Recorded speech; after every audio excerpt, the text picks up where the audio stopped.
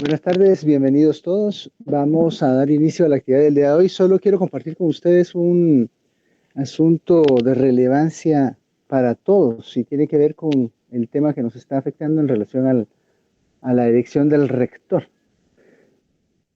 Como asamblea de docentes hemos estado desde hace algunas semanas bastante, no solo preocupados, sino activos, buscando formas de presionar y maneras de expresar nuestra posición, nuestra postura ante lo que ha sucedido en relación a esta elección.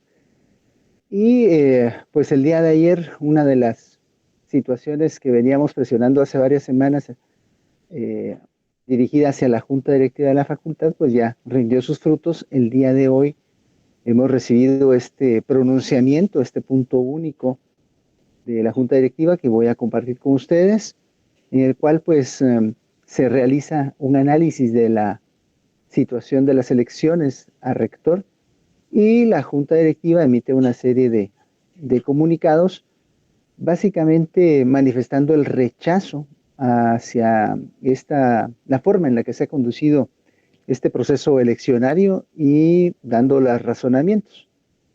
Al final de los mismos, pues acuerda estas tres situaciones. La primera es que solicitan que se efectúe una revisión de oficio de la elección para el rector del periodo de 2022 a 2026. La segunda es que se declare nula la elección de rector realizada el 14 de mayo porque incurrió en vicio fundamental y pues se plantea el argumento legal para esta solicitud y que se convoque en virtud de lo anterior a una nueva elección de rector. Con esto prácticamente la posición como facultad de medicina de la Universidad de San Carlos es está no solo declarada, sino es unánime. Estamos en total rechazo al procedimiento que ha llevado a que se declare un ganador en este proceso eleccionario y pues vamos a seguir luchando porque esto se revoque y que se convoque a nuevas elecciones para que de esta forma se brinde más transparencia y certeza desde el punto de vista de que se haya representatividad de todos los grupos involucrados en este proceso. Se los comparto, pues obviamente nos interesa a todos y además porque tiene bastante relación con la forma en la que vamos a estar trabajando en las próximas semanas y meses. Como les expresé desde el día de la bienvenida, nosotros como docentes estamos pues para apoyarlos a ustedes. Nosotros vamos a procurar siempre dar nuestro mejor esfuerzo para que ustedes sientan respaldo, para que ustedes eh, aprendan lo mejor posible, que su aprendizaje sea significativo, que crezcan y se desarrollen en el plano profesional. Y como les expresé también en su momento, cuando yo dentro de unos años los pueda ver a ustedes ya trabajando, viendo pacientes, que los pacientes los recomienden, viéndolos en pláticas, activos desde el punto de vista académico, profesional, pues para mí va a ser un motivo de orgullo realmente haber formado parte de este proceso formativo hacia ustedes. E igualmente, pues si en el futuro yo puedo apoyarlos de alguna manera, pues estamos a la orden, o sea, estamos para ver de qué forma les podemos apoyar. Eh, en virtud de esto, lo que quiero es que ustedes se sientan también apoyados en las decisiones que vayan tomando como estudiantes. Creo que como parte estudiantil en este proceso han sabido llevar bien o de forma correcta las decisiones y conductas que han tomado, eh, respetando desde cada cual su posición, ¿ya? Reconociendo también que los primeros años de la facultad tienen retos distintos a los últimos 3 años de la carrera y también a otras situaciones como por ejemplo el internado que tiene algunas situaciones en particular distintas al externado y los cuadros de los posgrados, o sea, de las especialidades médicas. Sin embargo, pues la posición de indignación y rechazo es prácticamente unánime, así que ya está más que expresada esta situación y estaremos al pendiente de la evolución de los mismos. Mientras ustedes quieran y estén acá con nosotros en la docencia, aquí estamos a la orden y ustedes me dirán Si como estudiantes después van a tomar algunas otras conductas, pues igual nos la informan. Por favor, yo les agradeceré que me mantengan informado de manera inmediata para poder tomar acciones y siempre pues buscando que ustedes tengan el menor impacto negativo en sus procesos formativos. Habiendo dicho esto, voy a darle la bienvenida. Vamos a recordar algunos aspectos claves de las presentaciones de casos clínicos. Fíjense que la intención de estas reuniones, más que venir a señalar o a decir, mire cómo no hicieron tal cosa, o a criticar, nuestra intención realmente es reforzar el conocimiento que ustedes han adquirido y a través de la presentación de casos clínicos que ustedes están viendo, atendiendo y que los pueden palpar prácticamente ahí en los servicios, y reforzando esta relación que hay entre la teoría y la práctica. Es una forma muy, muy oportuna de, pues como estudiante, demostrar lo que he aprendido y como profesor de poder apoyarlos a ustedes en ese proceso de aprendizaje. De repente llamar la atención a algunos puntos que tal vez haya que clarificar o extender más, situaciones que de repente a uno se le pasan por alto, pero realmente pues son importantes para todos. Todos estamos en el derecho y la obligación de participar, o sea que si alguien quiere comentar algo, levanta la mano, le damos el espacio para que platique. Si no quieren comentar nada, también está bien, no hay problema. El presentador obviamente es el experto en el tema que va a presentar. Y yo voy a ir, digamos, probablemente interrumpiendo en algunos segmentos para ampliar alguna información, explicar algo que quisiera que supieran o que tuvieran más claro. Y de repente también para preguntarle a alguien del auditorio, pues algún tópico relacionado con lo que se esté presentando. Así que ya teniendo más claras las reglas del juego, vamos a invitar por favor a la doctora Stephanie Shikai para que presente su pantalla y empecemos con su caso clínico. Por favor, adelante. Ok, doctor, buenas tardes. Ahorita presento.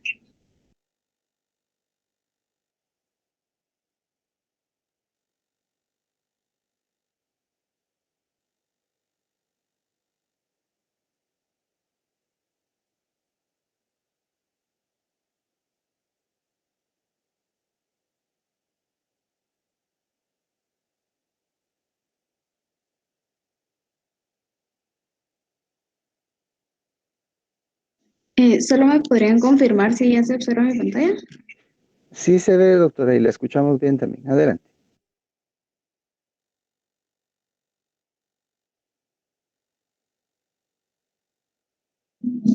Bueno, buenas tardes, doctor. Yo decidí hacer mi caso clínico sobre un paciente que tenemos en la medicina A con caso de adenocarcinoma esofágico. Bueno, entonces comenzamos. Como primer punto, los datos generales del paciente. Vamos a mantener su nombre en el anonimato por respeto a su privacidad.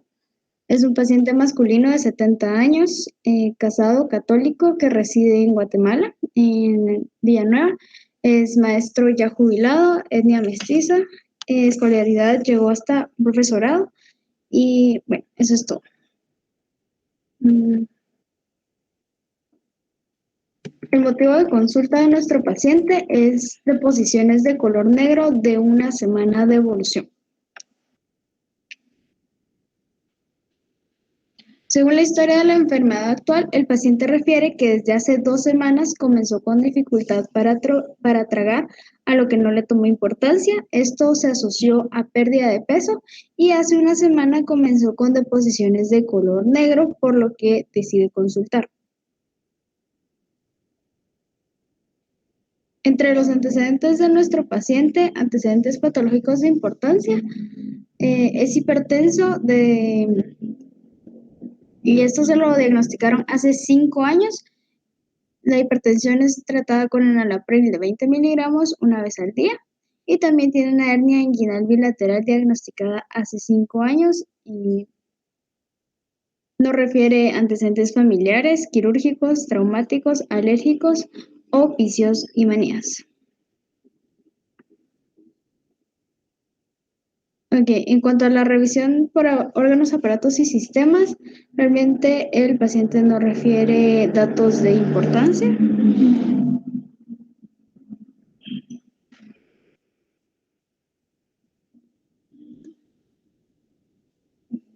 Continuando con el examen físico, es un paciente que pesa 68 kilogramos, mide 1,66 con un índice de masa corporal de 24,7, es decir, que aún está dentro del límite de lo normal. Temperatura al momento de la evaluación 36,4 grados centígrados, presión arterial en el brazo derecho de 110 sobre 80 milímetros de mercurio y en el brazo izquierdo 100 sobre 80 milímetros de mercurio. La frecuencia cardíaca la presentaba en 82 latidos por minuto, la frecuencia respiratoria en 18 respiraciones por minuto.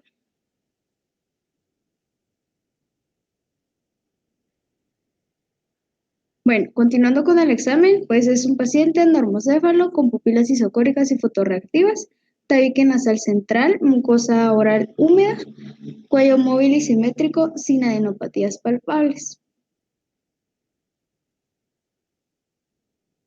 A la evaluación de tórax se observó un tórax simétrico expandible con los campos pulmonares bien ventilados, corazón rítmico y sincrónico con pulso periférico y sin soplos audibles. El abdomen a la evaluación lo tenía blando y depresible, no doloroso y no presentaba visceromegalia. Extremidades móviles y simétricas y era un paciente orientado en tiempo, espacio y persona, colaborador. Entonces, siguiendo con el método de WID, empezamos con la lista de problemas. Solo, si quiere, ahorita vamos a esperar un poquito con esto. Regresemos en la diapositiva anterior, por favor. Y vamos a discutir un poquito sobre el motivo de consulta, digamos, sobre lo que llevó al paciente al hospital. A ver, este paciente es un paciente de 70 años de edad, realmente sin mayores antecedentes más que hipertensión arterial, es decir, que pues no pensaríamos en primera instancia que tuviera alguna condición grave, pero en cualquier paciente, y sobre todo arriba de los 60 o 65 años de edad, cuando ya estamos en la tercera edad, cualquier paciente que tenga pues melena, que fue lo que el paciente le llamó la atención, ¿verdad? Las heces de color oscuro y todo. Para el paciente que tenga melena, uno debería pensar que pueda tener no solo hemorragia gastrointestinal superior, sino una mayor probabilidad de que la causa de esa hemorragia gastrointestinal superior fuera en todo caso algún proceso de tipo maligno. Claro que lo más frecuente siempre es pensar en problemas de úlcera gástrica, un problema de una gastritis erosiva exógena, una situación relacionada con una úlcera duodenal que esté sangrando. O sea, eso es lo más probable. Pero dentro de esas probabilidades también debemos incluir las causas malignas. Y en este sentido, un adenocarcinoma, sea gástrico, esofágico, una úlcera duodenal maligna, alguna otra situación, sobre todo por el tema de la edad. O sea, no es que si de plano porque tiene más de 60 ya de plano es cáncer, no, tampoco. Es más, fíjense que ni siquiera nos comentaron en la historia que tuviera otros datos, digamos, llamativos como pérdida de peso, sensación de plenitud temprana, datos que lo hicieran pensar a uno que había algún proceso patológico más intenso o con más severidad. La comentó. ¿Aló? Ok, ¿Sí? doctor, lo de la pérdida del peso sí fue comentado en la historia de la enfermedad. Ah, ok, no vi esa parte, perdón. ¿Cuánto perdió de peso? Referido por el paciente, él pues no se pesó, pero él calculaba que perdió unas 6 libras en cuestión de 2 semanas. Regresemos a esa parte. Solo regresemos.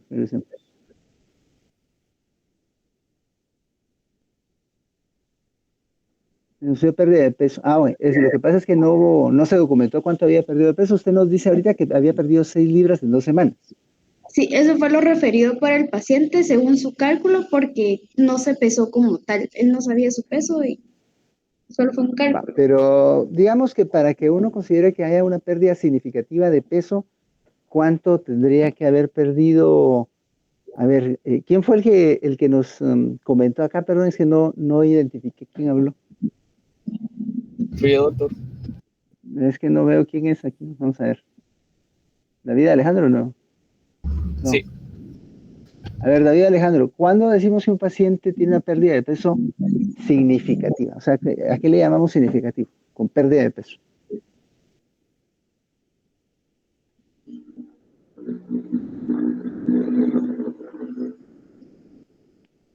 6 libras Esto en no 2 semanas o cuánto sería?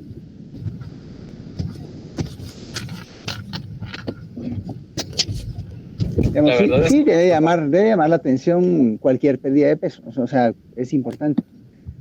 Pero para que pensemos que tenga una pérdida significativa de peso, una de dos. Si el paciente conoce su peso antes de enfermar y nos lo puede referir, debe haber perdido al menos un 10% de su peso corporal habitual en un periodo menor de un mes. Supongamos, ¿cuánto pesaba este paciente, doctor? Regresemos a la parte del peso.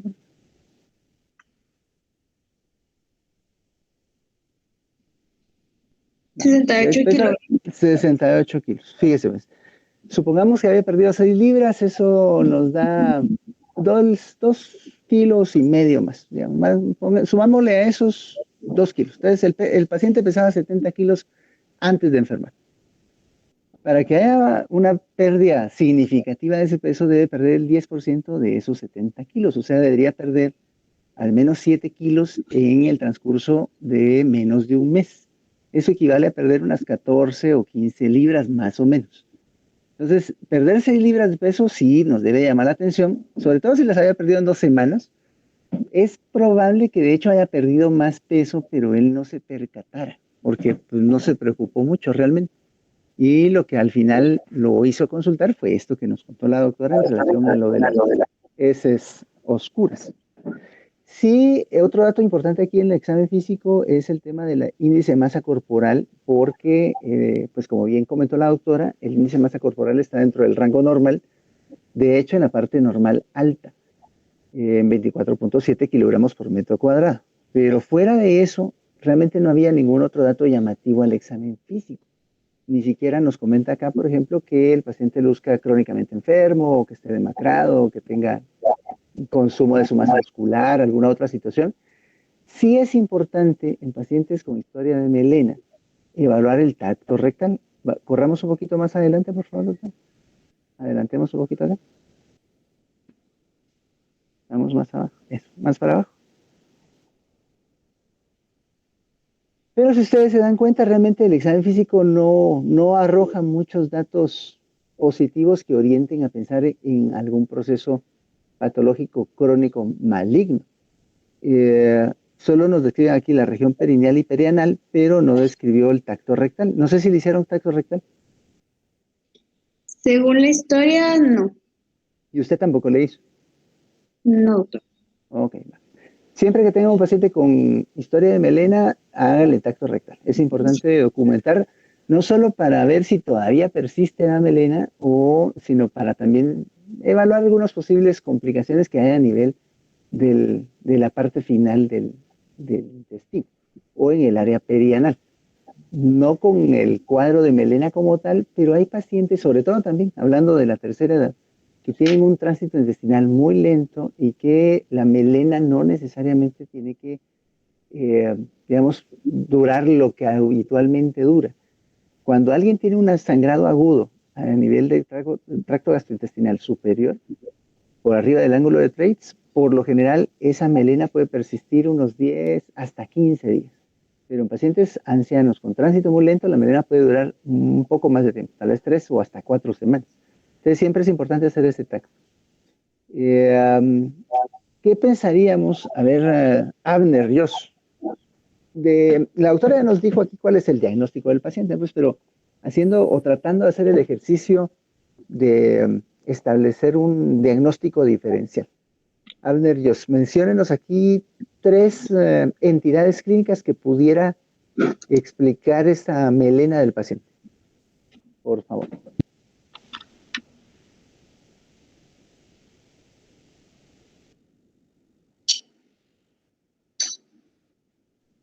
De hecho, si estaba escuchando ahí cuando yo estaba platicando, ya prácticamente mencioné 3 diagnósticos diferenciales en este caso, pero A ver, Abner, ¿qué dice?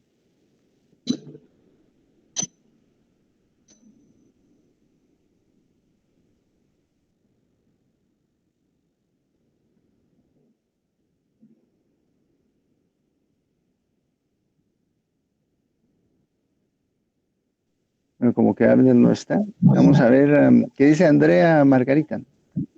¿Qué opina? Tres diagnósticos diferenciales, por favor. Bueno, la úlcera gástrica es uno. Ajá, correcto. Am, ese es el que me recuerdo ahorita. Yo mencioné también gastritis erosiva exógena. Recuerden que los pacientes en ocasiones están tomando, y uno les debe preguntar intencionadamente o de forma dirigida, mejor dicho, si están tomando algún medicamento o específicamente si están tomando analgésicos o antiinflamatorios, porque muchas veces no los consideran como medicamentos importantes a reportar.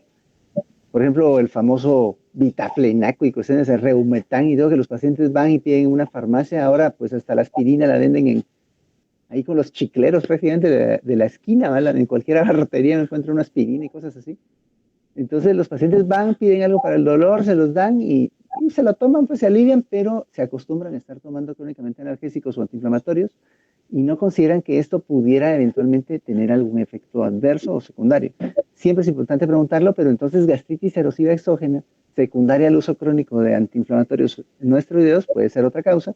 La úlcera gástrica que usted mencionó, la úlcera duodenal también podría tener alguna un espacio en este diagnóstico diferencial y cualquier alteración del tracto gastrointestinal superior, sobre todo que pueda inducir sangrado.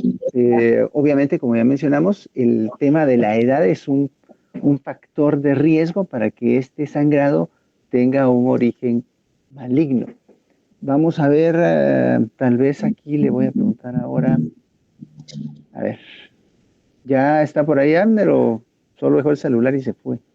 Es más, yo creo que ya nos quedamos menos personas. David Alejandro, a ver, David Alejandro, ¿qué opina usted sobre la posibilidad de que este paciente tuviera varices esofágicas como causa de hemorragia gastrointestinal superior? Pues me leyó la mente, doctor, porque uno de los diagnósticos estaba pensando en las varices. Había que investigar si el paciente tiene algún problema con el hígado.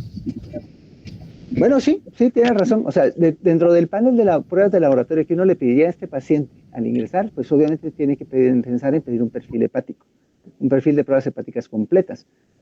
En el examen físico, insisto, aquí no nos describen, por ejemplo, visceromegalia, que haya hepatomegalia, que haya esplenomegalia, datos de ascitis, circulación colateral o alguna otra alteración, pero en ocasiones los cuadros de cirrosis hepática son tan incipientes que los pacientes no tienen un cuadro clínico tan florido, pero ya pueden tener varices esofágicas y eso tener pues una frecuencia como de una mayor predisposición a sangrado gastrointestinal. Entonces, no lo descartaría del todo, aunque no reporte en el examen físico mayores hallazgos, porque es parte del diagnóstico diferencial. ¿Cuál sería nuestra ruta diagnóstica en este caso? Entonces, doctora Shikai. Bueno, en el caso del paciente, el primer paso fue sacarle laboratorios para ver cómo estaba la hematología. Va, pero mire, le voy a pedir que proponga, que haga o sea, lo va a hacer más adelante, yo sé, pues, pero yo le voy a pedir que haga la mención de cuál sería el procedimiento diagnóstico en este momento más importante, en una o dos palabras, no más. ¿Qué hay que hacerle al paciente? Tacto. ¿Perdón? Tacto rectal, lo que usted mencionaba. Bueno, sí hay que hacerle tacto, pues, pero ¿qué le tengo que hacer al paciente como procedimiento diagnóstico para establecer ese diagnóstico? Bueno, una endoscopía. Exactamente, ahí está. Entonces, nuestra ruta diagnóstica va a empezar, pues aparte de los laboratorios y todo lo que vamos a hacer, con la realización de una endoscopía gástrica, una endoscopía superior. Algunos gastros se inclinarían también por hacer colonoscopía, por las implicaciones que tiene el sangrado gastrointestinal en pacientes arriba de 60 años de edad. Pero nuestro estudio diagnóstico inicial debe ser una endoscopía superior, una endoscopía gástrica, para evaluar cómo está todo el tracto gastrointestinal desde el esófago hasta la primera parte del intestino delgado y de esa forma, pues no solo encontrar cuál es el origen del sangrado, sino pues de acuerdo a eso establecer cuál va a ser nuestra conducta terapéutica. Así que ahora sí, doctora, continuemos con el listado de problemas, por favor. Ok.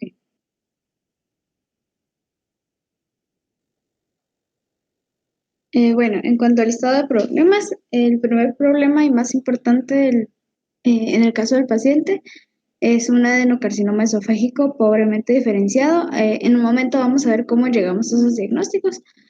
El número 2 es una hemorragia gastrointestinal superior. Vamos a ver que eso es secundario al adenocarcinoma. Número 3, una anemia normocítica. Y número 4, la hipertensión arterial por antecedente. Solo aquí, doctora, le voy a hacer un comentario. Si somos muy estrictos con digamos, con el proceso evolutivo de nuestro plan diagnóstico, pensar como problema número 1 de una vez en un adenocarcinoma esofágico, probablemente diferenciado, o sea, encima con nombre y apellido, digamos que sería un poco complicado.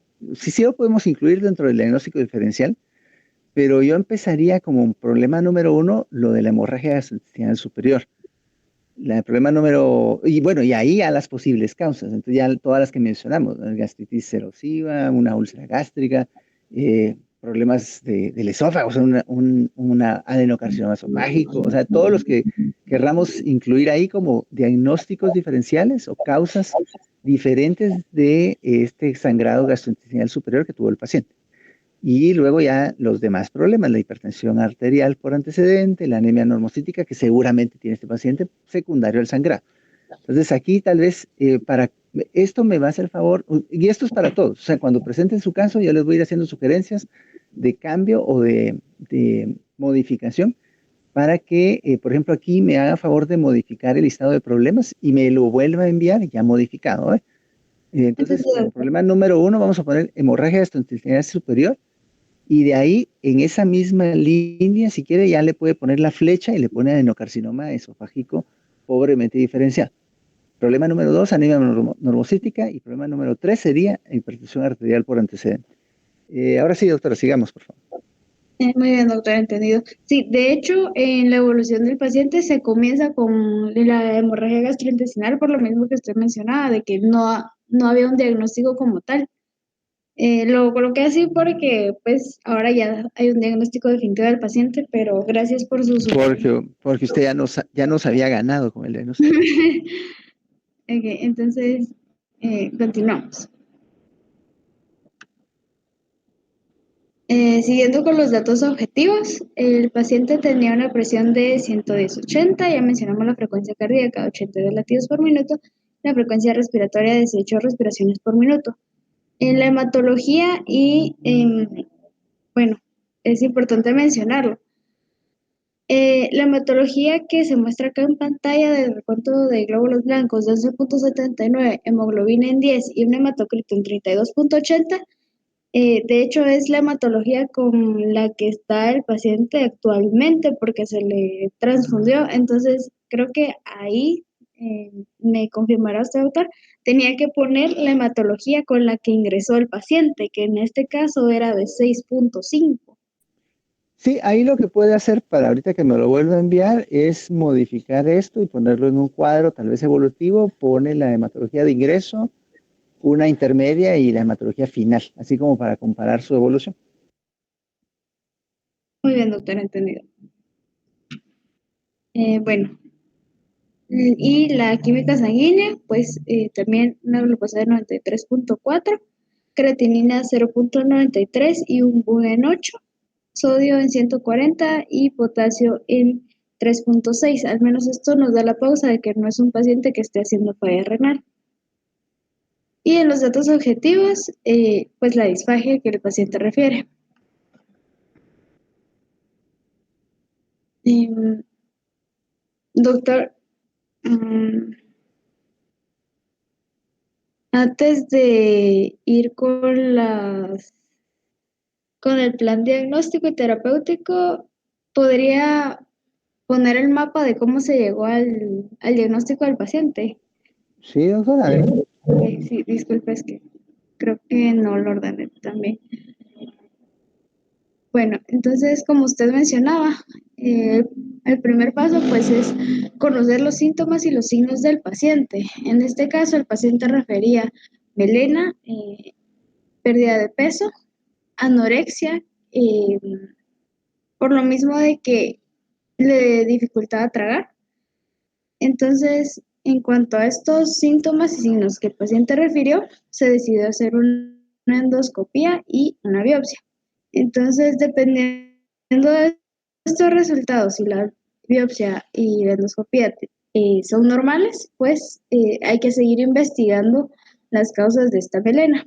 Y si no, pues ya se hace por medio de la biopsia con el patólogo, ya determina el diagnóstico del paciente. En este caso, pues el adenocarcinoma esofágico pobremente diferenciado. Y el segundo paso, después de esto, ya sabiendo que el paciente tiene un adenocarcinoma, pues sería hacer la estadificación de este cáncer, a ver si no hay metástasis en otros órganos. Y esto se realiza por medio de una tomografía. En el caso del paciente se pide una tomografía cerebral de tórax y abdomen completo. Esto para determinar el estadio de la enfermedad. En el caso de nuestro paciente, tenía T3, no refería nódulos linfáticos y aún no había metástasis. De hecho, por la edad del paciente y porque el paciente mismo refería que prefería comer a estar con una gastrostomía en lo que se resolvía lo del adenocarcinoma, se decidió empezar con quimioterapia y radioterapia, porque pues para desinflamar, comenzar por tratar de disminuir el tamaño de este tumor, para que después se evalúe ya posteriormente la cirugía. Pero la primera decisión fue comenzar con quimioterapia y radioterapia. Bueno, entonces ahora ya sabiendo cómo se llegó al diagnóstico del paciente, ahora sí voy a ir con el plan inicial. Bueno, el plan diagnóstico, nuevos datos, que es lo que mencionábamos de la hematología, de la endoscopía y la topografía. En cuanto al plan terapéutico, incluye la dieta, actividad, controles específicos que debe llevar el paciente, medicamentos. Y en cuanto al plan educacional, pues los síntomas de alarma por los que el paciente debería preocuparse y por los cuales sería necesario reconsultar, los efectos secundarios del tratamiento que esté llevando y, bueno, y que lleve sus consultas al día, podemos decir. Entonces, en el plan diagnóstico ya mencionamos la endoscopía, biopsia, también se realiza un esofagograma para ver el grado de estrechez que presenta el esófago. También la tomografía toracoabdominopélvica y cerebral para la estadificación del cáncer y los laboratorios. La hematología control, eso es importante ya que como el paciente presenta una hemorragia gastrointestinal, esa pérdida de hematíes, pues además de la anemia, esto le podría conducir al paciente a un estado de shock. Entonces, es importante mantener un control para evitar que el paciente llegue a este punto. Si fuera necesario, o mejor dicho, fue necesario en el caso de nuestro paciente, llegó a una hemoglobina tan baja que fue necesario transfundirles, porque además de la hemoglobina baja, empezó con signos de gasto alto, taquicárdico, presión con tendencia alta y con también aceleramiento de las respiraciones. Perdón, se me fue el nombre, taquipnea. Correcto. Okay. Solo, mire, doctora, pare. Le voy a preguntar a Brian Danilo. Brian Danilo está por ahí. Me imagino que sí, porque le toca presentar hoy también, pero a ver, Brian Danilo, ¿cuáles son las indicaciones para transfundir paquete globular o células empacadas en un paciente?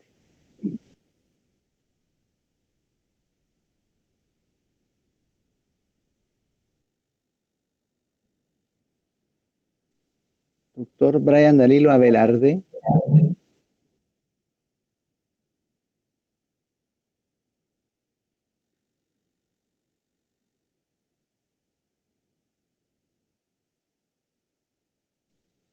Bueno, si tiene algún problema para responder por el micrófono, póngalo ahí en el chat, por favor, doctor. Abner Dios ya regresó del baño, ¿no? Todavía no. Sigue el celular ahí, solo activo. A ver, Andrea Margarita otra vez entonces. Andrea Margarita, usted que sí está ahí, presente y pendiente.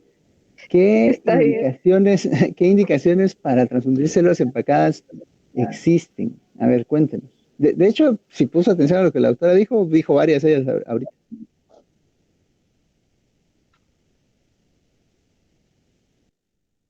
Eh, bueno, sé, pero es que no me lo sé por número. Cuando la hemoglobina, bueno, cuando el paciente está en su hematología le encontramos una hemoglobina menor a, creo, no me acuerdo bien, 6, es indicación para, Bueno, o cualquier paciente con menos de 6 de hemoglobina, de plano, sí hay que transfundirlo. ajá, Ahora, el tema es qué tan baja debe estar la hemoglobina para decidir transfundirlo. O sea, no necesariamente tengo que esperar a que baje a 6 para transfundirlo. Por ejemplo, aunque esta indicación no es universalmente aceptada, sino más bien depende del contexto clínico del paciente, se acepta que por lo general las hemoglobinas por debajo de 7 en pacientes, digamos, que no tienen otras complicaciones y por debajo de 8 en pacientes que tienen algún factor de riesgo cardiovascular para angina o infarto, esos dos niveles son los niveles aceptados para pensar en transfundir a un paciente con pues, paquetes globulares o células empacadas, como le llamamos ahí en el Hospital Roosevelt. Ahora, ¿serán esas las únicas indicaciones o habrán otras indicaciones para transfundir células empacadas, aparte de eso? creo que cuando hay hemorragia activa y cuando a los pacientes se les va a hacer algún procedimiento también ¿no? como quirúrgico, creo, no estoy segura. Aquí en estos puntos que usted tocó, siempre hay un poco de controversia, ¿sabe? Porque eh, por lo general, aunque no lo aceptan de esa forma los colegas anestesiólogos, cuando un paciente tiene menos de 10 gramos de hemoglobina, no quieren aceptar o programar una anestesia para una sala de operaciones. Entonces, como que prácticamente le exigen a uno que el paciente tenga más de 10. Esto es relativo, porque si un paciente tiene 9, digamos, y está muy estable, está, digamos, acostumbrado o adaptado de alguna forma a ese nivel de hemoglobina, no necesariamente tengo que yo transfundirlo para que solo tenga 10 más o de más de hemoglobina y que con eso ya me acepten llevar al paciente a sala. Ahora, si el paciente está con otros signos y síntomas, como lo que la doctora mencionó, aunque no tenga 8, pero digamos que está taquicárdico, está taquipneico, alterado en la conciencia, con signos de mala perfusión tisular periférica, mal oxigenado, o sea, ese paciente, aunque yo le haya hecho su hematología y en la hematología me saliera una hemoglobina en tal vez 9.5, y yo debería de pensar en transfundirlo porque está con signos de gasto alto, como mencionó la doctora. Y puede ser que de hecho no tenga un sangrado tan clínicamente evidente, pero que esté sangrando activamente y que por eso se está descompensando. Un ejemplo que siempre me viene a la mente en este contexto son las pacientes en edad fértil que consultan por dolor abdominal severo, agudo, incluso quirúrgico, porque tienen un quiste hemorrágico, un quiste ovárico hemorrágico roto. Esas pacientes uno las mira muy mal, están con mucho dolor, tienen palidez intensa, están taquipnéicas, taquicárdicas, pero realmente no tienen un sitio clínico evidente de sangrado, o sea, no llegan con melena o vomitando sangre o algo, pues, y uno dice, bueno, ¿qué pasó con esta paciente? Siempre que tengan una paciente con ese perfil clínico, piensen que tenga un quiste hemorrágico roto y que la paciente se está descompensando y que hay que llevarla a la sala de operaciones. Entonces, aunque la paciente en ese momento al ingreso tuviera 10 de hemoglobina, yo mejor de una vez le pido una compatibilidad porque seguramente va a requerir soporte transfusional. O sea, estas indicaciones son, digamos, entre absolutas y relativas, pero de acuerdo al criterio clínico del médico. ¿Se acuerdan de la clase que no dimos de medicina transfusional? Porque nadie, casi solo, ¿quién fue el que llegó? Creo que Karina, o no me acuerdo quién fue la que llegó, la única que estaba en la clase. Esa clase voy a ver en qué momento la podemos dar, porque sí creo que es importante que volvamos a revisar esos aspectos y que queden más claros. Entonces, el punto es, si un paciente tiene menos de 8, pero es ya un señor de más de 60, o tiene antecedentes de cardiopatía isquémica o algo, mejor lo transfundo. Si un paciente tiene menos de 7, lo tengo que transfundir para mejorar sus condiciones hemodinámicas. Si un paciente está agudamente enfermo con algún sangrado, clínicamente evidente o no, pero está sangrando y tiene 9, 10, 11, yo lo debo transfundir también. Un paciente que va a recibir quimioterapia sería otra indicación para transfusión. Un paciente que va a recibir quimioterapia como a este paciente que la doctora nos está presentando. Le van a dar quimioterapia y todo, pero tiene menos de 10 de hemoglobina, yo debería de mejorar sus condiciones generales para que tolere mejor la quimioterapia. Si le doy la quimioterapia con 8 de hemoglobina, olvídense, a los 2 días está el pobre malísimo, todo descompensado. Entonces ahí sí lo tengo que transfundir para mejorar sus condiciones hemodinámicas, digamos, generales, que de esa forma tolere mejor el tratamiento. Ok, doctora, sigamos adelante, por favor. Gracias, doctor. Solo para hacer el comentario de que estaba presentando la ficha clínica y ahora ya estoy con el caso completo, en donde ya se evidencia, solo a manera de ilustrar, acá hay unas imágenes del esofagograma que se le realizó al paciente, de la biopsia ya con el diagnóstico y también de los informes de tomografía.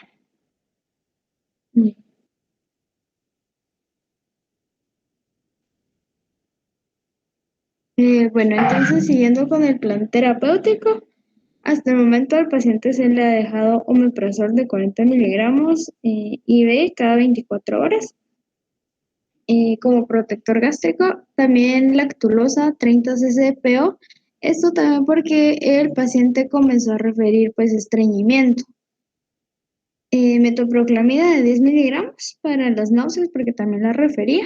Y enalapril que es por la presión arterial que padece el paciente. En la actividad, pues, se recomienda caminatas a distancias moderadas y a velocidad moderada. Es importante que el paciente se mantenga en movimiento y, pues, para mantener la fuerza y la movilidad. En cuanto a la dieta, se le sigue dando comida por alimentación oral, pero comidas blandas como papillas, licuado y líquidos. Y pues tiene permitido comer carne siempre y cuando sea fácil de digerir, como pollo, pescado y frutas también fáciles de digerir y vegetales cocidos. Entre los controles específicos mencionábamos la hematología completa y como lo mencionó usted, doctor, de que como al paciente se le realizará una quimioterapia, pues tiene que mantener una hemoglobina dentro de los niveles casi que normales. No la va a poder mantener en mayor a 12 o entre 14 y 16 por lo mismo de la hemorragia que él tiene. Los glóbulos blancos también tienen que estar mayor a 5.000. Si están menor, pues es una contraindicación tanto para quimioterapia como para cirugía. Y pues siempre el control de signos vitales del paciente.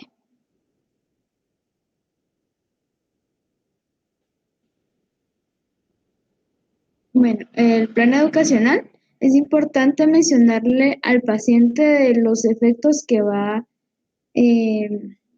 a atravesar en este proceso, que son náuseas y vómitos, pérdida del apetito también puede suceder, caída del cabello, úlceras en la boca, diarrea o estreñimiento y adormecimiento de manos y pies. Ahora, los síntomas de alarma por los que el paciente es importante que acuda al médico, aunque no le toque su cita o su chequeo, es en caso de presentar melena y hematoquesia.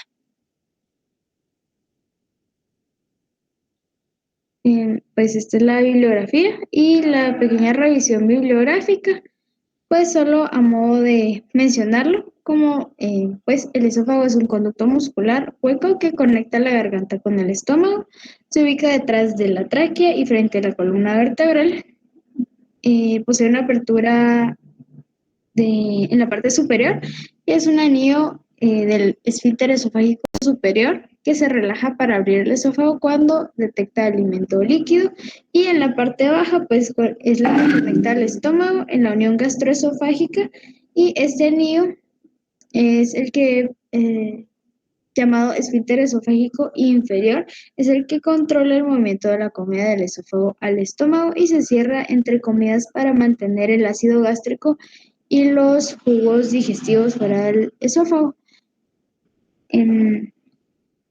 Bueno, solo también a modo de mencionarlo, este anillo es importante ya que evita que la acidez del estómago, por decirlo así, suba al esófago, ya que esta acidez también puede provocar un cambio, sí, una metaplasia de las células, que también puede pasar en algunos pacientes, en donde pasa de ser de células escamosas en la parte inferior del esófago a células columnares.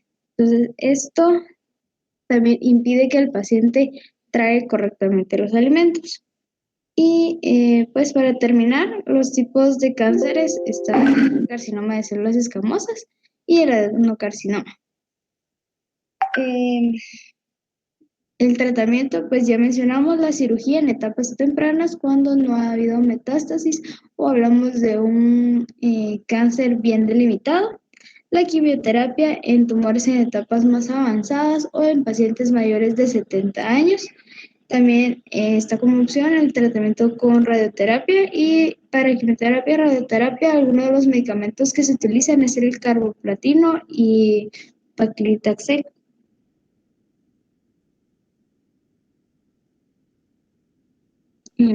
Únicamente. Excelente. Bien, gracias, doctora. Mire, ahorita vendría solo un par de preguntas para usted. A ver, ¿cuáles, dentro de todo lo que revisó, cuáles son los principales factores de riesgo para que un paciente desarrolle adenocarcinoma esofágico?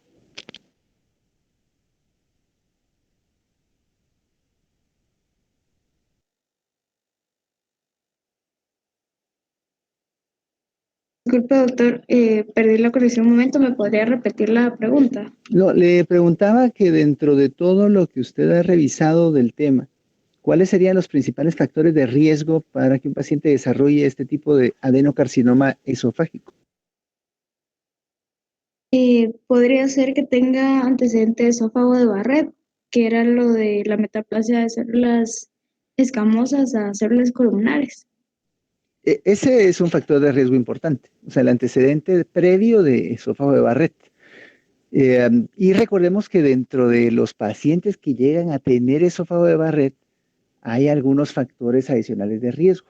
¿Recuerda cuáles son, doctora? Podría ser la edad y el abuso de tabaco. Bueno, el tabaquismo crónico es un factor muy importante. El tabaquismo crónico, la edad siempre, siempre, es más, medio en broma y medio en serio, siempre se lo digo a mis grupos de estudiantes. Cuando no sepan qué responder con un factor de riesgo, digan la edad, porque seguro es, o sea, le van a pegar a la respuesta correcta. Para cualquier situación, para factores de riesgo, para neoplasias, para respuesta a quimioterapia, para enfermedades inmunológicas, para enfermedades infecciosas, para lo que quieran, la edad siempre es un factor de riesgo importante. Lo vamos a ir viendo a través de toda la rotación con las diferentes situaciones o enfermedades que vamos a ir discutiendo, pero por ejemplo, pancreatitis, la edad es un factor de riesgo. Para neumonía, que vamos a hablar la otra semana, es un factor de riesgo. Para sepsis es un factor de riesgo. Para falla renal crónica, un factor de riesgo. La edad siempre es un factor de riesgo. Para estas situaciones, el antecedente de tabaquismo crónico, que de hecho el paciente no tenía ese antecedente, doctor. No, doctor, no lo tenía. Fíjese, no refería ser fumador crónico.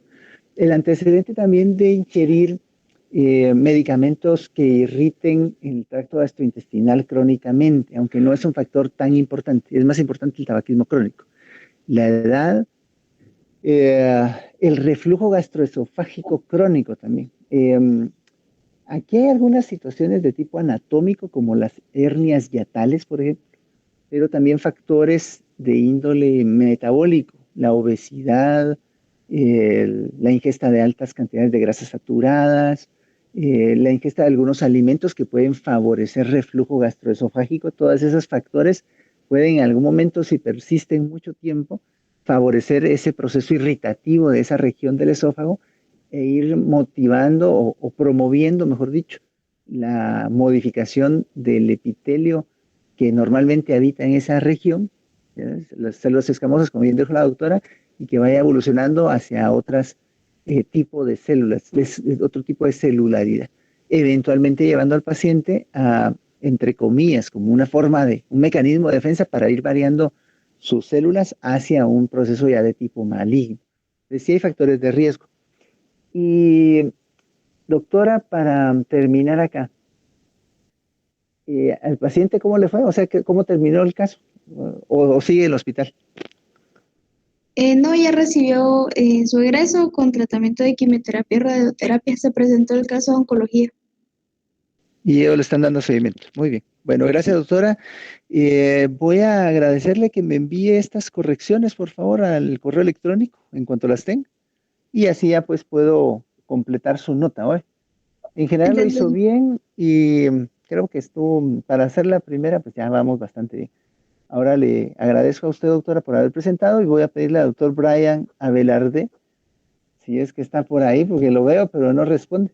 Si está por ahí, doctor, Doctor, buenas presente ya su tardes. caso, por favor. Adelante. Disculpe. Sí, doctor, disculpe es lo que sucede. Sí, está bien, ahorita voy. Gracias. Eh,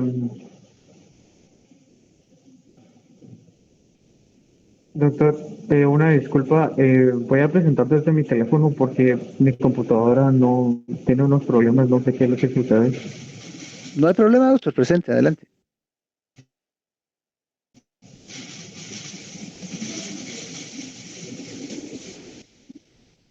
Gracias, doctor. Está bien, doctor, gracias. Bueno, entonces, el caso clínico que voy a presentar el día de hoy, los datos generales. Tenemos el nombre que lo vamos a dar en el anonimato. Es un paciente masculino. La fecha de nacimiento es el 23 de octubre de 2008. El estado civil pues, es un niño, es adolescente, soltero, religión evangélico, procedencia de Ciudad de Guatemala, ocupación es estudiante, la profesión ninguna, es etnia ladina y escolaridad es primero básico. Entonces, acá tenemos los datos generales y seguido a ello el motivo de consulta, que es cefalea de un día de evolución. Entonces, continuando con esto, la historia de la enfermedad actual. Bueno, la responsable del paciente es su madre. Entonces, aquí tenemos que la madre del paciente refiere que hace 10 días inició con malestar general, asociado a episodios intermitentes de fiebre cuantificada máxima de 40 grados centígrados, medida en la región axilar, sin predominio de horario. Después, él inició el cuadro con fiebre. Después de ello, hubo episodios de cefalea intensa hasta 9 días después, porque si recordamos el motivo de consulta solo fue cefalea de un día de evolución, entonces 9 días después presentó cefalea intensa de aparición súbita. Acá lo importante, doctor, que quería resaltar era la localización de la cefalea, que es en la región occipital, con irradiación de la región temporal de carácter opresivo, con intensidad severa, que aumenta con la actividad física y se da reposo. Hice resaltar esta parte porque es bien importante para el desarrollo del caso clínico. Entonces, la madre refiere que lo automedicación con neomelurina, 500 miligramos, 2 tabletas únicamente por un día. Entonces, por no obtener mejoría, decide consultar al centro. Espéreme aquí, doctor, no avance, quédese ahí. Ujú, Fíjese ujú. que le voy a preguntar ahora, a ver, doctora Stephanie Shikai, usted que acaba de presentar, le voy a preguntar aquí, con esta historia, yo sé que la historia no es todo, pues, pero la verdad es que muchas veces nos da los elementos claves para poder establecer un diagnóstico diferencial o una ruta diagnóstica. Cuando uno está platicando con el paciente, cuando uno está hablando con el familiar que lleva al paciente, uno pues va obteniendo, de acuerdo a lo que le van comentando, más claridad con los datos que le van aportando. Y como bien dice el doctor acá, pues prácticamente los elementos más importantes se han mencionado acá. Es un joven, pues es un patojo ahí de 14 años de edad que tuvo un cuadro de situación de tipo febril intensa, con mucho malestar general y que después empieza con cefalea de aparecimiento relativamente súbito en la región occipital. Eh, a mí tal vez lo que más me llama la atención es que es un paciente muy joven. O sea, y los adolescentes por lo general no se quejan mucho. O sea, realmente no es que, ay, mire, me duele la cabeza. Lo más que hacen es ir y tomarse algo, pues se toman una aspirina o algo y ahí se la pasan. Pero fíjese, pues, ¿qué pudo haber motivado que este jovencito de 14 años de edad tuviera un dolor tan intenso? Pues que le dijera a su mamá, mira, me estoy muriendo del dolor, y que la mamá se preocupara y decidiera llevar al hospital. O sea, ¿qué causas de dolor de cabeza tan severo imagina usted que pueda tener este paciente como para llevarlo a consulta al hospital? A ver, mencione unas tres, por favor. Sí, doctor, claro. En el No, caso no, no, de, espérame, bueno, es para la doctora Shikari la pregunta. eh, ah, Sí, perdón. yo sé que usted quiere contestar, pues es su caso, pues, pero la idea es que participemos todos. Mm, Ahorita vamos a esperar con usted y la doctora Shikari nos va a dar por lo menos una o dos opciones diagnósticas. A ver, Pues podría ser en caso de que ya esté afectando las horas de dormir del paciente, que sea tal la intensidad de que no lo deje dormir. No sé si no sé, pero ¿qué causas podrían producir esa intensidad de dolor? O sea, mencióneme unas dos causas. sinusitis. Pues podría tener sinusitis. Ahora, una sinusitis que empiece con dolor occipital, pues no Ah, tanto, o bueno, sea, sí. no. Sí, el dolor empieza occipital y ya se irradia a nivel temporal. O sea, ¿qué podría tener que le diera dolor occipital y que se irradiara? O sea, yo no digo que no pueda tener alguna relación con esto, pero es un jovencito de 14 años, tuvo un episodio febril, seguramente fue tipo infeccioso, después se complica, y ya lo trae la mamá a la casa, pues de la casa al hospital. Bueno, pues por la localización podría ser algún tipo de neuralgia, así. Bueno, hay neuralgias, por ejemplo, la neuralgia occipital que tiene esas características, o sea, tiene un dolor muy intenso, lancinante, muy, muy intenso en esa región. Generalmente se da en pacientes de más edad, no tan jovencitos, pero bueno, se lo voy a aceptar. ¿Ya apareció Abner por ahí, no? ¿Ya está por ahí, no? ¿O no? Abner Joss. Doctor, ¿y la migraña? Bueno, bien, ¿quién me habló ahorita? No la vi. Edna. Sí. Va. Pues sí, la migraña, una crisis migrañosa puede ser una cefalea de tipo migrañoso, podría evolucionar de esa forma. No sería una migraña clásica como tal, pero sí una variante de migraña. Pero digamos que aunque podría ser esto, lo que más debe llamar la atención es, aparte de la edad del paciente, el tipo de evolución clínica que tuvo. Fíjese, pues tuvo un proceso febril hace una semana, ahora le duele la cabeza, digamos, de forma muy intensa y súbita en la región occipital y se irradia hasta temporal. ¿Qué estructura hay alrededor, o sea, en esa región? La meninges. ¿No? Bueno, las meninges exactamente podría tener una meningitis, sí, de acuerdo. ¿Qué estructura externa hay ahí en esa región cercana? No sé, que nos ayude a escuchar. Los oídos, tal vez. ¿Qué les parece que pudiera tener una otitis? ¿Estarían de acuerdo con esa posibilidad diagnóstica, no? Sí. Bueno, sí, podría ser. Ahora, sería raro que tuviera una otitis bilateral, ¿verdad? Porque lo que nos dice el doctor aquí es que Doctor, la cefalea tiene inicio occipital. No nos dice si es occipital derecho, izquierdo o si es bilateral, pero al no mencionarlo asumo que es bilateral, o sea, le duelen las dos partes del occipucio de la misma forma. Es raro que alguien tenga otitis bilateral. Yo me quedaría más con la opción que acaba de mencionar la doctora en relación a la posibilidad que tenga meningitis aguda este paciente y que esto pues haya motivado que la madre se preocupara de tal forma que lo llevara al hospital. Así que continuemos, doctor, por favor, adelante. Claro, doctor, gracias. Bueno, está bien. Entonces, los antecedentes relevantes, que acá es como la clave para el manejo de este paciente, doctor. Él, en los antecedentes relevantes, tiene médicos, tiene una estenosis aórtica diagnosticada a los 5 años de edad, mielomeningocele al nacimiento, doctor. En los quirúrgicos, el más relevante es una corrección de válvula aórtica, igualmente realizada a los 3 años de edad. Ajá. Perdón. La corrección de válvula aórtica, no, esa no estoy tan seguro, doctor, disculpe. Cuándo se la realizaron, pero sí tuvo una corrección de válvula aórtica.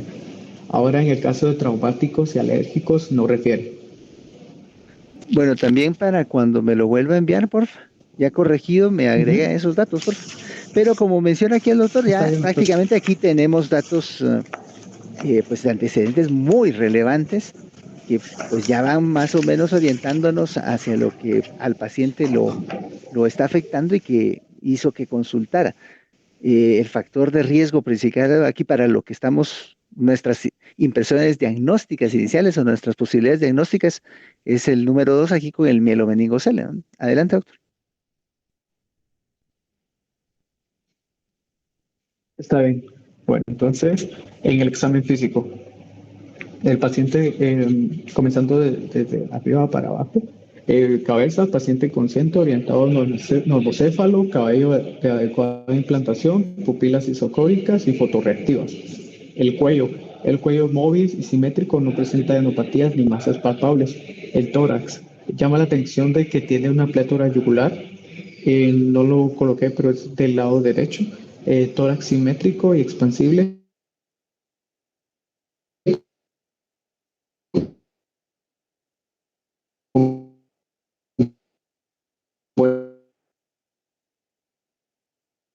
Una entrada de aire, murmullo vesicular audible y se ausculta un sonido. En el abdomen es un abdomen normal, blando y depresible. En las extremidades son extremidades simétricas, móviles, sin presencia de edema y con fuerza muscular. En la conducta es un paciente orientado en tiempo, espacio y persona. Los signos vitales, una presión arterial de 110/60, una frecuencia cardíaca de 80, frecuencia respiratoria de 12 y al momento del ingreso estaba saturando 92% y tenía una temperatura de 36.8 centígrados axilar.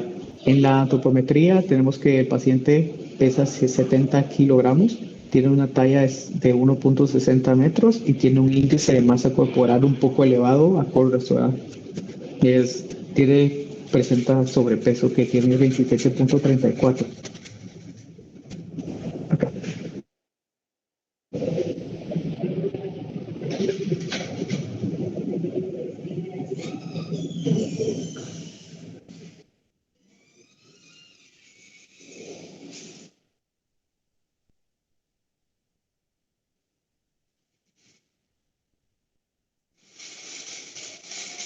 Doctor, Adelante, ¿me doctor, escucha? sigamos. Perdón, es que no sé, yo continué, pero creo que se detuvo mi audio. ¿Por dónde me quedé? Es que... Aquí se escuchó hasta donde dice examen físico, donde terminó el examen físico. Ok. Bueno, los signos vitales tenemos una presión arterial de 110/60, una frecuencia cardíaca de 80, una frecuencia respiratoria de 12 y una saturación de oxígeno del 92% al momento del ingreso al hospital.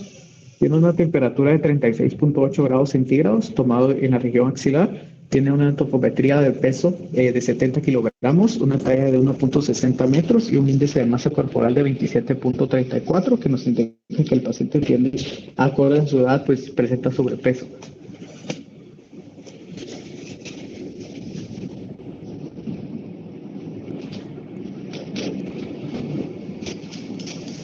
Adelante, doctor, sigue.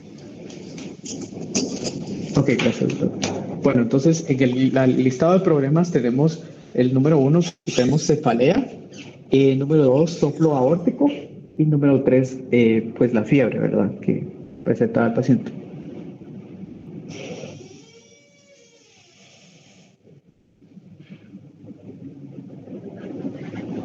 Está bien, doctor. Entonces, el análisis. ¿Qué nos puede indicar la cefalea? La cefalea, pues, nos puede indicar, como usted bien mencionaba, puede ser de múltiples causas, ya sea intrínsecamente asociada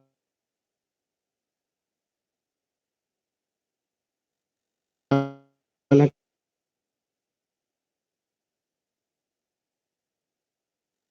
cabeza, puede ser orgánica, de alguna falla de algún componente, puede ser múltiples. Entonces, lo importante acá es de llegar al punto, ¿verdad?, de la causa de la cefalea.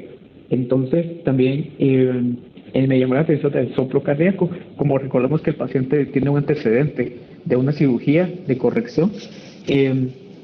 Recordemos que estas pues tienen cierta probabilidad de fallar con el tiempo, y ya que él tiene más de 5 años de la reparación de la válvula aórtica. Entonces, que no me quiero adelantar, pero que es precisamente lo que se está tratando con el paciente. Entonces, ok, doctor, en la propuesta de manejo, ¿me puede escuchar? Disculpe. Fíjese que sí lo escucho, yo creo que todos lo escuchamos, pero por alguna razón como que va muy atrás la señal que usted tiene.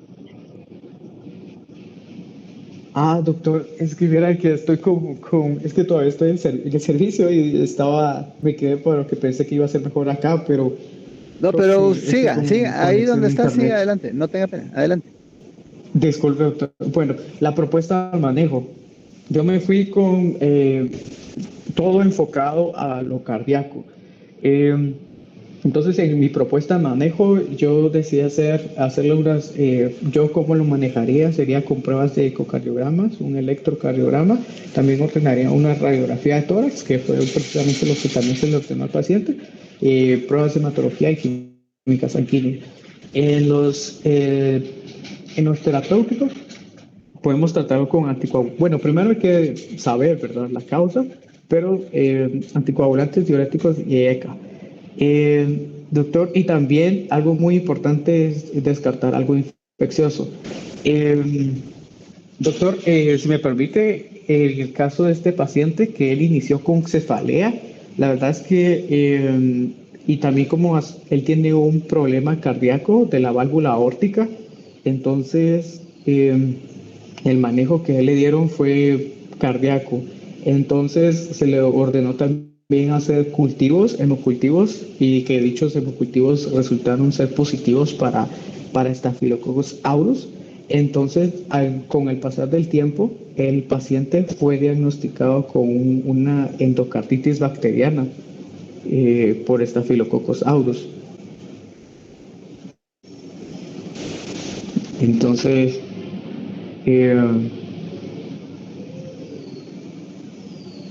¿puedo interrumpirlo un segundo ahí? sí, Va, mire, pues la señal a veces como que se atrasa y se compone un poquito, pero más o menos le hemos entendido ahí todo lo que nos ha comentado. Y sí, pues obviamente es un caso, digamos, muy particular. No quiero decir un caso especial porque realmente todos los casos que nos consultan y que tenemos la oportunidad de atender en el hospital, todos son especiales de alguna forma.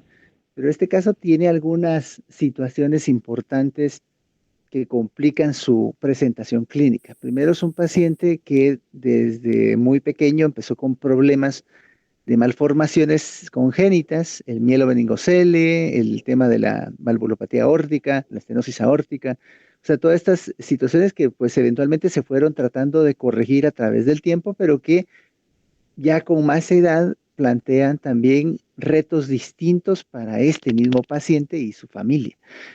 En este sentido, cualquier situación de tipo infeccioso, por muy leve que parezca, puede complicarse con otras situaciones obviamente más graves. Eh, por ejemplo, lo de la meningitis que habíamos pensado, ¿no? Con la cefalea y todo, pues al final en el examen físico no se evidenciaron signos clínicos que sugirieran irritación meningia. Entonces, ya viendo la parte de examen físico, pues esa opción diagnóstica ya queda pues más de fuera, o sea, descartada. Pero todo lo que se refiere al tema cardíaco, al tema valvular, pues obviamente eso sí llamaba mucho la atención al examen físico de ingreso y pues la orientación ya con la historia, los antecedentes y los hallazgos del examen físico cuando lo ingresaron al hospital, pues ya nos deben motivar a dirigirnos en esa ruta diagnóstica para encontrar qué es lo que en ese momento está afectando al paciente. Entonces a mí me parece muy bien la propuesta que ha hecho usted en cuanto al rumbo que hay que seguir de acuerdo a los hallazgos de la historia y del examen físico para definir qué es lo que afecta al paciente. Y pues al final de cuentas, pues no solo tenía riesgo para meningitis, sino también para, en este caso, lo que terminó teniendo, que es una endocarditis bacteriana. Entonces, sigamos adelante, doctor, por favor.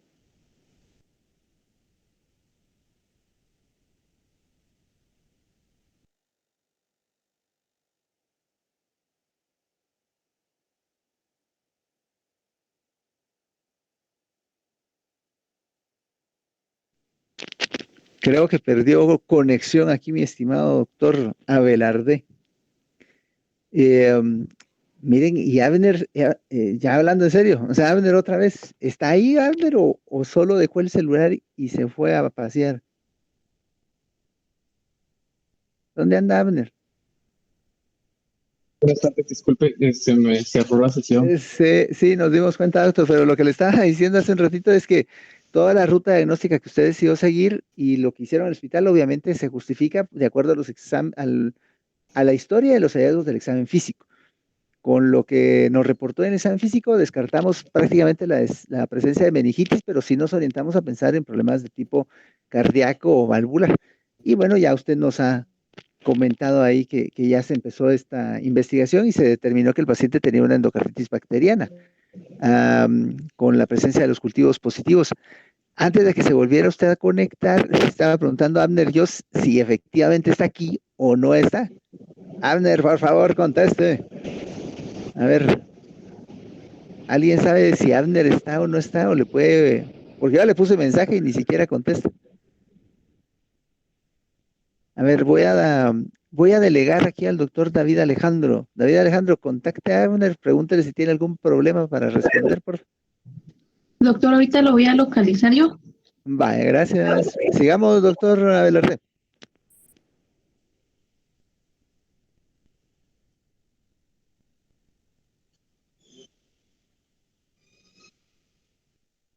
Está bien. Pero algo de lo que revisé yo también, doctor, era que en el caso de las endocarditis, una escala que nos ayuda mucho son los criterios de Duke. Y de hecho también se basaron en ellos para darle diagnóstico a él de una endocarditis bacteriana. Entonces los criterios de Duke básicamente sirven para el diagnóstico de endocarditis, que los divide en diagnóstico definitivo y un diagnóstico probable. Entonces vamos a ver de que tienen diagnósticos y tienen criterios. Básicamente Duke los divide en criterios mayores y criterios menores. Dice que los criterios mayores son 2 o más ecocultivos para cualquier microorganismo positivos, un ecocardiograma positivo y una serología positiva. Con una sola serología positiva para Coxiella burnetii es un diagnóstico positivo. Ahora los criterios menores es fiebre, fenómenos vasculares, fenómenos inmunológicos, serología positiva.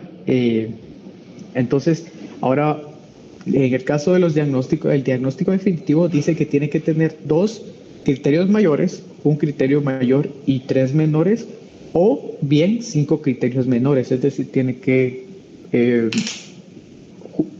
reunir por lo menos de estos criterios para hacer un diagnóstico definitivo.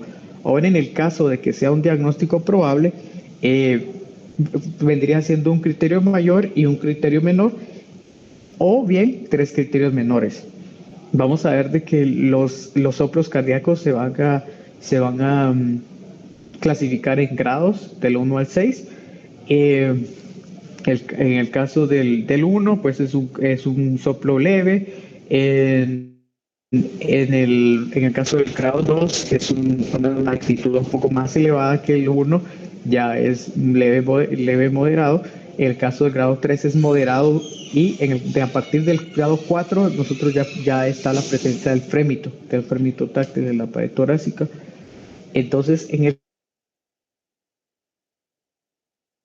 caso de este paciente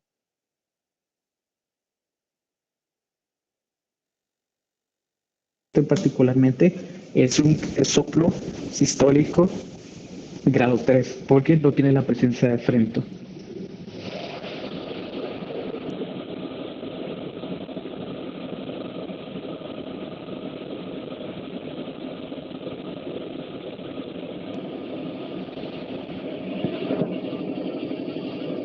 Doctor, ¿me escucha?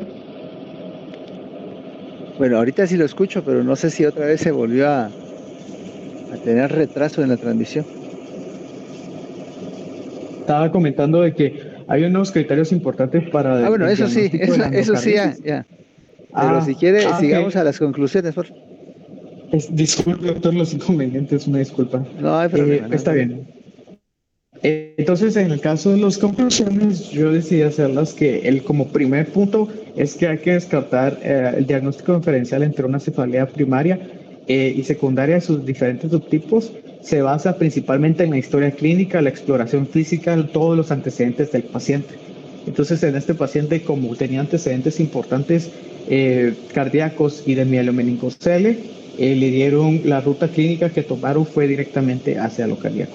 Las características de los soplos se deben precisar teniendo en cuenta su intensidad, la frecuencia sonora, la área de localización del tórax y la localización del ciclo cardíaco, es decir, si esta es sístole o está presente en la diástole. Los soplos inocentes se detectan en niños normales, suelen ser típicos y en su gran mayoría no requieren exámenes complementarios. En caso de dudas de este, se completa con el estudio del electrocardiograma y una radiografía de tórax.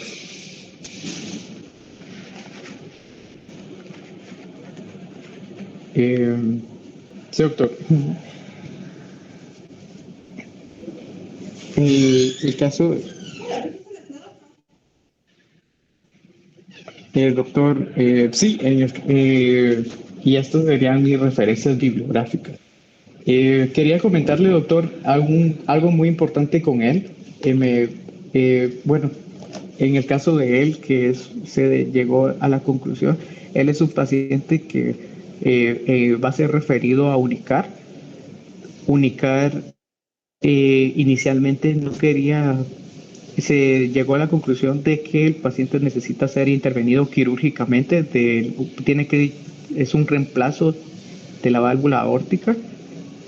Inicialmente en Unicar no llenaba los criterios para poder ser operado porque tenía que tener mínimo 18 años, pero debido a que la magnitud de su soplo está creciendo conforme avanza el tiempo, decidieron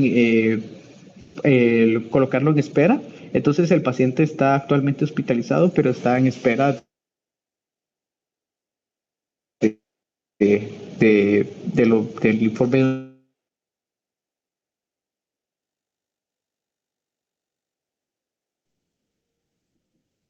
Muy bien, doctor, gracias. ¿Verdad? Que va a ser intervenido quirúrgicamente para un reemplazo de la válvula aórtica. Ok, perfecto. Gracias por la información. Voy a dejarlo acá. La presentación me parece que estuvo muy bien. Tuvo bastante apego a las recomendaciones de la estructura de la presentación que les di en la plática de la semana pasada.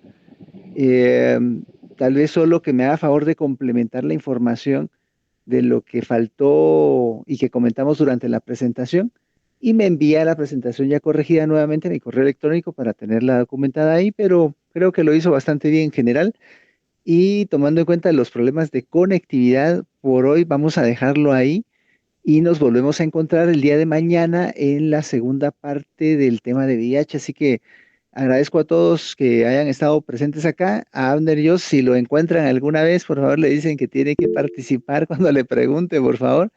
Y pues por aquí nos veremos, Dios mediante. Ah, ahí está, levantó la mano. Adelante, doctor Abner. Doctor, buenas tardes.